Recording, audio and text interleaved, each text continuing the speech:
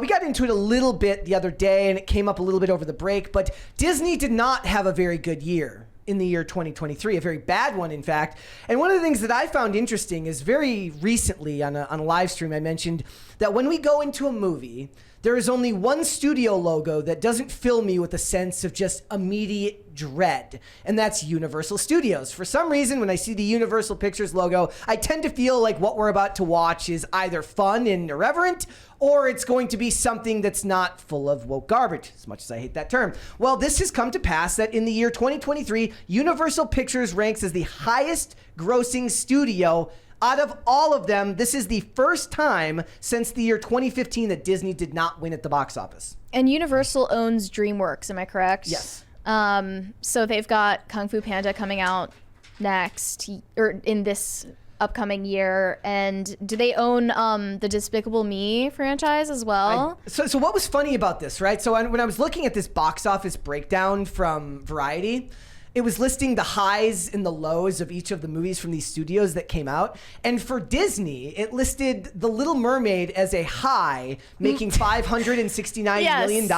And for Universal, it listed The Fast and the Furious as a low, making $704 million. The highs for Disney are 2 out of 3 of them lost money. Yeah. So, and that's an understatement.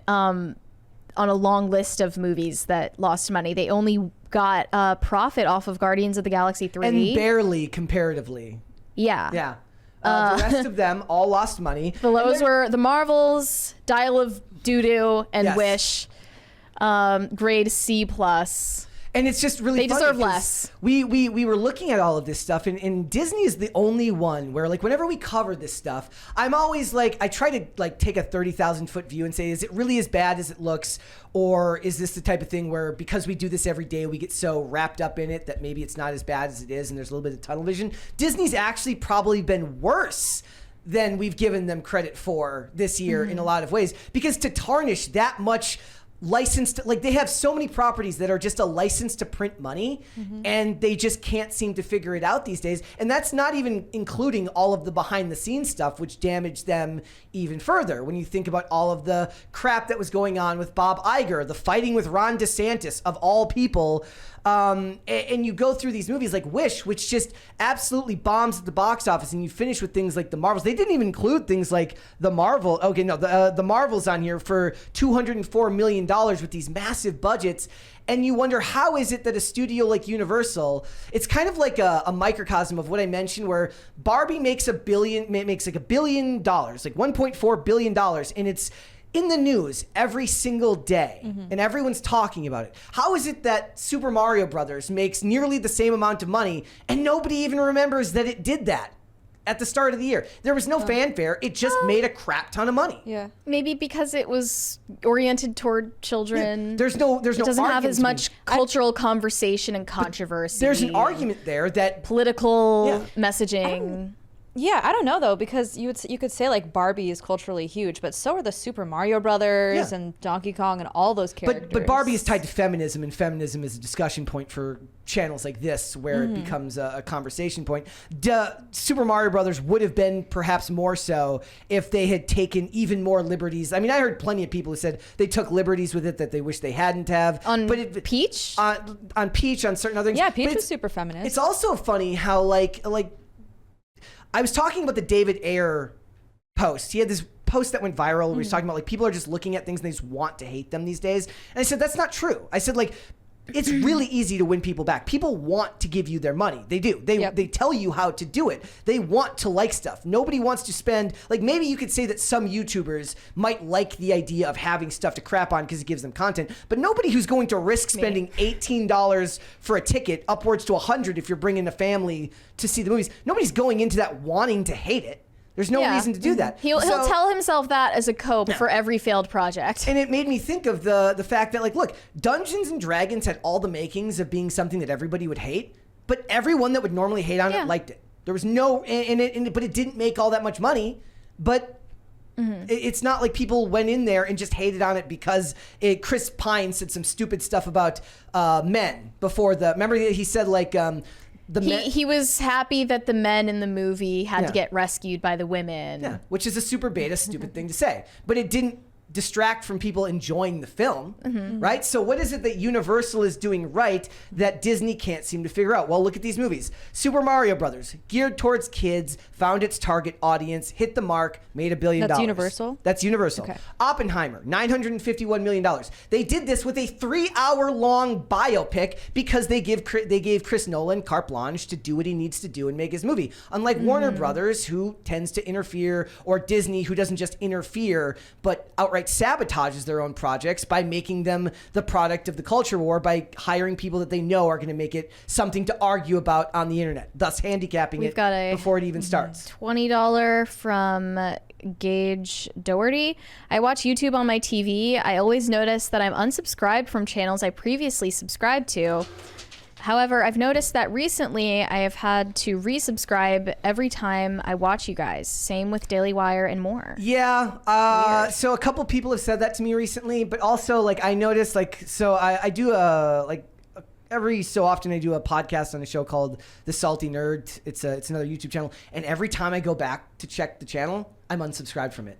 So like they're getting it Yeah, back. that's happened to me before too. Yeah, for sure. So these are the other moves. Five Nights at Freddy's, $289 million, but low overhead on the film. And same with Megan. It's supposed to be more lighthearted horror movie or thriller movie. So they put Fast and the Furious as a low because it made $704 million, but it cost over $300 million to make. Therefore, the profit on it's almost non-existent, if there's any at all. And it made most of that money overseas. It didn't resonate here in America as well as it could have. The Book Club, The Next Chapter, I don't even know what that is. So Never I don't know what saw the budget that. on something like that is. Renfield, $26 million. That was the Nicolas Cage vampire movie. I'm surprised by that. I didn't even hear about that. Both of their two last ones are vampire, or one's vampire, and they're both Dracula movies. The Last Voyage of the Demeter was also. Yeah. And neither of those made any money at all.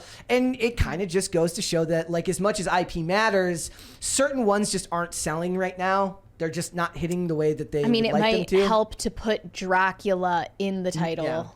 Yeah.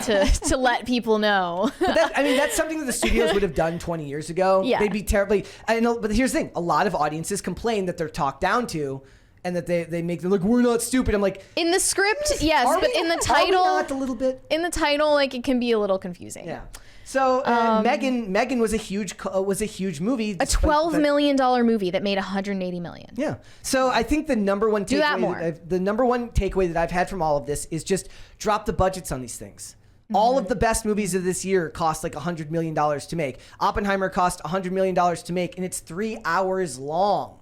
Right? Barbie cost $100 million to make, made $1 billion. I'm going to keep harping on this until they stop spending $250 to $300 million and then get mad when making $600 million doesn't get you your money back. Right. It's just stupid. Like, And even when they spend exorbitant amounts of money, it doesn't even look expensive. yeah, and I'm not in Like, look at the Marvel movies. They cost hundreds upon hundreds of millions of dollars, and it looks like shit. Yep. So whereas where's the money being creator- spent? Whereas the creator cost $80 million and looked absolutely beautiful. Problem is, what if they did this? What if, well, again, a lot of people didn't like that movie. I did fine. What if they gave Gareth Edwards and said, look, we're going to give you $100 million. Go make a Marvel space movie. You can film on location if you want to. You can do all these things. But once you get up to that studio level, for the most part, even the big directors aren't really as in charge of their movies as they would be if it was a smaller budget project.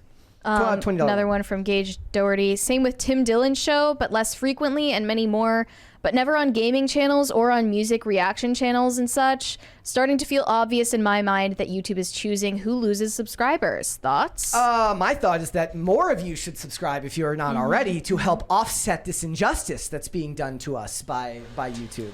Do any of you else in the chat have the same experience of being unsubscribed from us? There was a really funny one. Okay, so I was in the Discord on Friday or Saturday, whenever they did on New Year's, New Year's show, and they were talking about like white pills for the year. I was like, well, PCC just passed 90,000 subscribers. And Chris is one of the people on the stage, goes, that's not true because I'm subscribed on 5 separate channels. And I was like, damn it. I laughed. I was like, damn, got me. Like, okay, fine. Should that even be allowed? I'm taking the win either way. It's a win either way. So go and subscribe now just to help us get to 100,000 subscribers. Yeah. But like a lot of these studios, look, just spend less money. Also, Warner Brothers ended the year with 3 out of 4 movies being the top ones at the box office. And as much as me and Mary didn't like Wonka, it picked back up and did well because it had more mass appeal. It didn't have a bunch of... Wonka was Warner Brothers? Yes. Oh, okay. Yeah.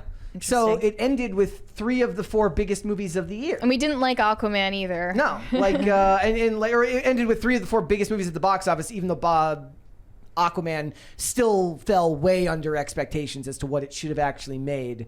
But we didn't even watch Shazam. No, we Shazam didn't sequel. We didn't review Shazam. But also they put the Meg 2 on here. Meg 2 made $395 million. Everybody hated it. Everybody loved the first Meg one. Nobody even liked the second one. Oh, I was pissed there was no dinosaurs. There you go. That's the only reason I watched it. So we need what I found is once I found out recently that Twisters. Have you ever seen the movie Twister with Bill Paxton? I think I've seen Hunt? it like on TV randomly. So they're making a new Twister called Twisters. And it's a climate change movie. That's like a worse title than going from Suicide Squad to The Suicide Squad. So what I think somebody needs to do is what they to push back on this injustice is they need to make a Sharknado movie that's just completely even stupider than it already is.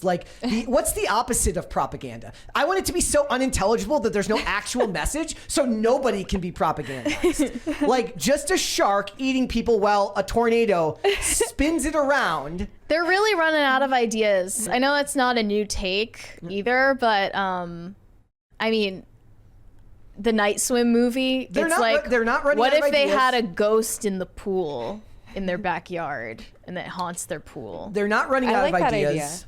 It's They're new. not running out of ideas. They're just afraid to green light the new ideas. Yeah. Oh, sure. Yeah. Thanks for watching. Listen to full episodes of Pop Culture Crisis on Spotify. Keep up with us on social media and make sure you subscribe and ring that bell so you never miss the show. Bye, guys.